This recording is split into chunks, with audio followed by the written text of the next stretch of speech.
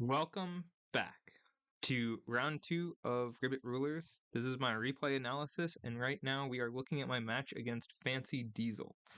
I do know Fancy Diesel. We're in a server together that we both use for practicing sometimes.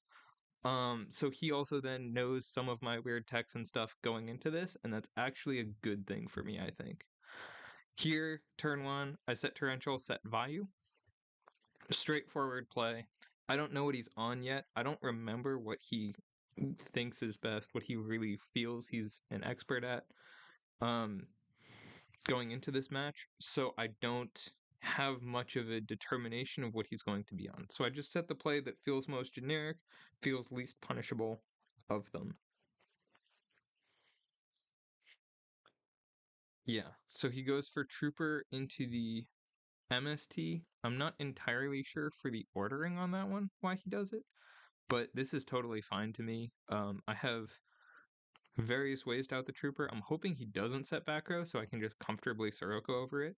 But I opt to go for the Brain Con into Tribute It for Sirocco play, and I get really rewarded because he hits me with the Mirror Force. So the Mirror Force doesn't give him the draw, because it says when this card you control is destroyed. He doesn't control it, so he doesn't get the draw.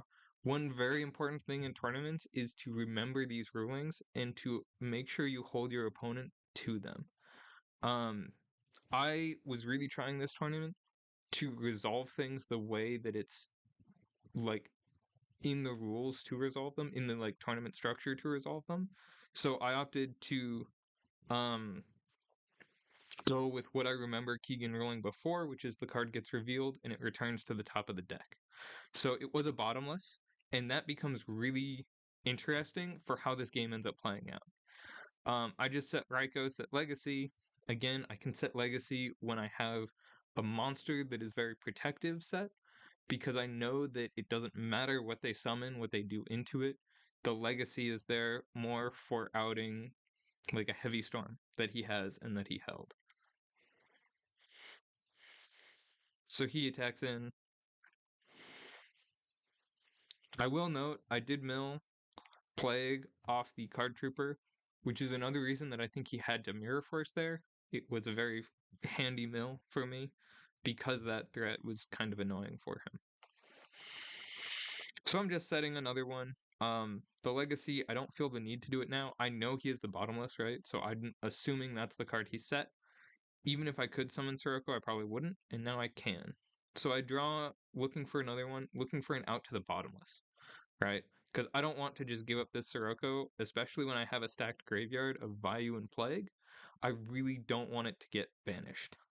I was thinking about setting it. There's not really any value to that yet. It could get Caiused. Set the oppression so I don't get sacked. And this is interesting, right? Because I still want to be able to get something out of this Sirocco more than just getting it banished. So I'm going to wait until I have a way to deal with that back row. Here's a Raikou. I consider setting it, but because he has two set monsters, either a Caius or a Raikou set is something that I really don't want, right? I want to set something else that I'm more okay with getting hit by that so that the Raikou can trade for the bottomless. So right now I'm sort of in this weird situation where there doesn't feel like there's anything great I can do until I draw this second Sirocco. And then I realize I can summon one, get it bottomless, and then the second one next turn can go with the Gale and pop off. That seems very reasonable. What I didn't realize is how much of a mind game this would be. So he knows my techs, right? He's in the server that I practice on, and he's afraid of the Icarus that I run. He knows not exactly my list, but he does know that I like Icarus, that I've been on Icarus. And so when he sees the Sirocco come down into a bottomless that he knows he has, he opts to hold it. And I think that's a very big mistake on his part here, especially because he has two Vayu set. So if I end up Icarusing and popping both the Vayus, he's not in a bad position, right? I end up having my Sirocco in the grave. I'm able to make like an 8 or something, but he's totally fine with that. Instead, he lets me special the Gale. He can't do anything to the Gale, and now I can make Stardust that he can't deal with. Go into the Armed Wing now, and it's really just not good at this point, right? I can go into the RDA. I'm hoping that like one is a Vayu, one is a Raiko or something, or a hamster, and I hit the one that lets me blow up everything. Two Vayu doesn't really make sense to me why he held the bottomless, but I feel very good about this position. Another crucial ruling thing is that Red Dragon Archfiend's end phase effect is mandatory whether or not you control other monsters, whether or not other monsters have attacked, right? This once per turn during the end phase, destroy all other monsters you control that did not declare an attack this turn. So, it is possible, again, I don't know how a judge would end up ruling this, but it is possible if I do not declare that effect and I bring back the Stardust Dragon, I will have to declare that effect afterwards because I have not used it yet and I have not ended my turn. So, very small niche thing, right? But it's very important to remember the game state, remember the little things, remember the orders for these things, so that you do not get screwed out of one of your monsters.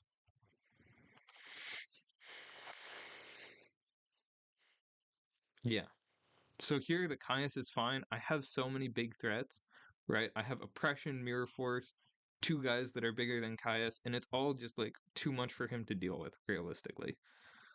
Um, Attacking is of course mandatory because it's Red Dragon Archfiend. If he wanted me to not attack, he actually should have left the Stardust Dragon up. But because he has Torrential, his decision makes sense.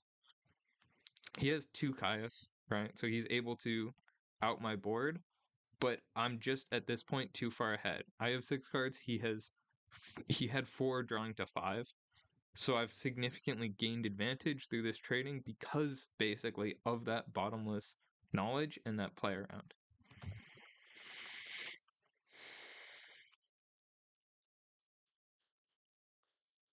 Yeah, force the torrential. And really it's just like slowly having the tempo advantage and gaining in this pressure. So that's something where having saved my Caius's, whereas he had to use his already, gives me the upper hand here later on in the game. I realized that heavy burial here is an OTK, so I go for it. I chain the burial so that if he has like solemn or something, or a I don't transmogrification prophecy. That's the one that he can't stop that. Yeah. So we just go in for lethal.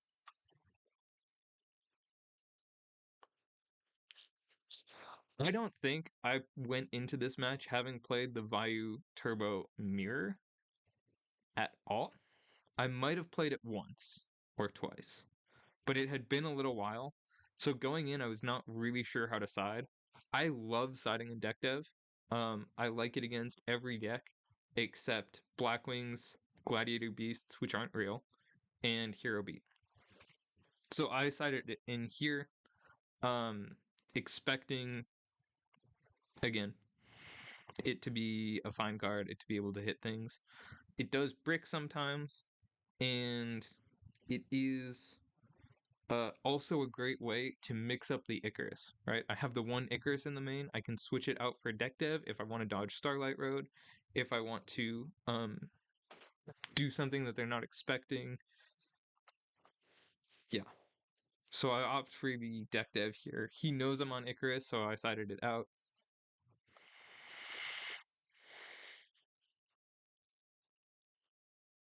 Yeah. Again, Trooper's totally fine by me. I don't feel threatened by it. I don't know what the best send is in this kind of scenario. I think getting Plague into Grave, because you'll need it later for utility, is usually the best option when you don't really have a Sirocco or a Bayou pushing you in one direction. So that was my thought with that decision.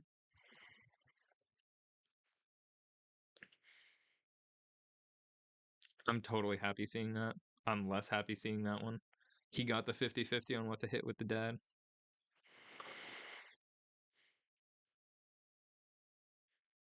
Yeah, this is just, Sakura.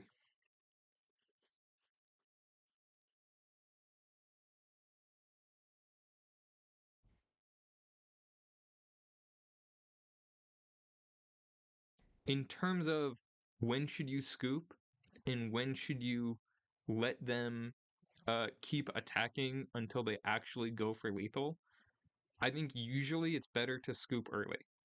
I think the times where you should hold out until lethal are times where you see a way to make them think that they should do something else. Because if they are used to you scooping early, they'll really consider it and really be like, oh, he does have the answer here because this is the one time he is not scooping. Whereas if you never scoop early, they will never assume that you have the one card that stops them. And that's not what you want. So I think scooping early in general is good. Normally, I would scoop early in that kind of position, but doing the math was faster by just taking the life points for me there. So I opted to just do that to see, am I actually dead? And I was.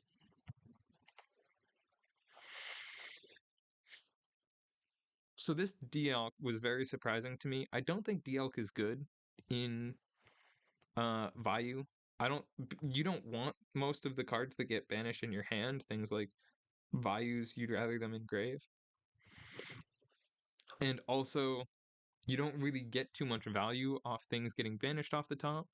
And in this matchup especially, right, your opponent's on Raikos, on Hamsters, on Siroko's, and there's not really much of a way for Dimensional Alchemist to be getting value. So here, I did keep the Icarus attack in, and I was able to chain it to his Dimensional Alchemist, or to his Armageddon Knight, as a way to stop the Dimensional Alchemist from getting his effect by making it miss timing. So this is something that is commonly a problem with D-Elk, especially at higher levels, is people can make it miss timing.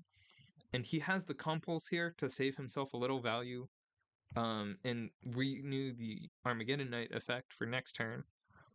But it's another example where Icarus attack is a really flexible card in this deck that can get you a lot of value. Right, it's trading for the Dimensional Alchemist and the Compulse, basically. Trading for 2 cards, and it's getting a Vayu into the grave for one of mine. So just really good value, slightly lessened by the fact that he had Compulse, but still very solid. This is just easy damage. I have the D-Prison, so I'm expecting him to do some sort of crackback attempt. The Gores is a bit rougher. I think I expected him to be running this, and so when I made this play, I was planning on the Plague being able to give me Dark End.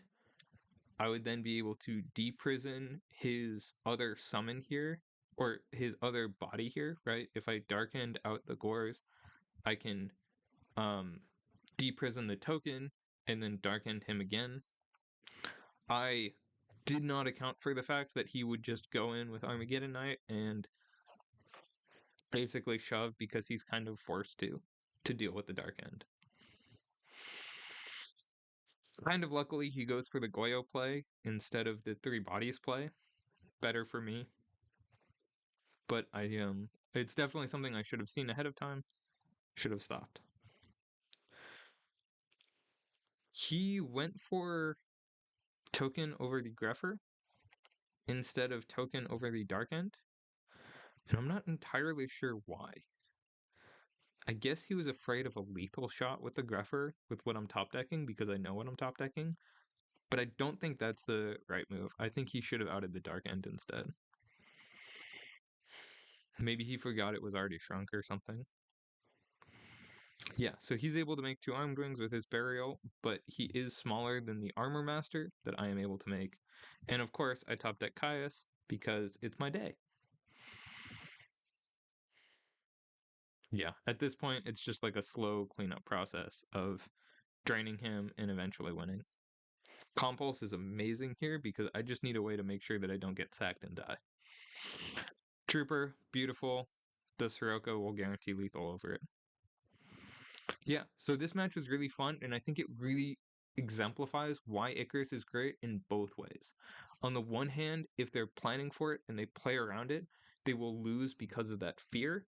And on the other hand, if they play into it, it allows for a lot of flexible destruction when you want it and getting value off the values that you draw. So I really think it's a card that should be a staple in these decks. I don't think you should be playing too many of it because it can get bricky at multiples. Hope you enjoyed this round 2. See you in round 3.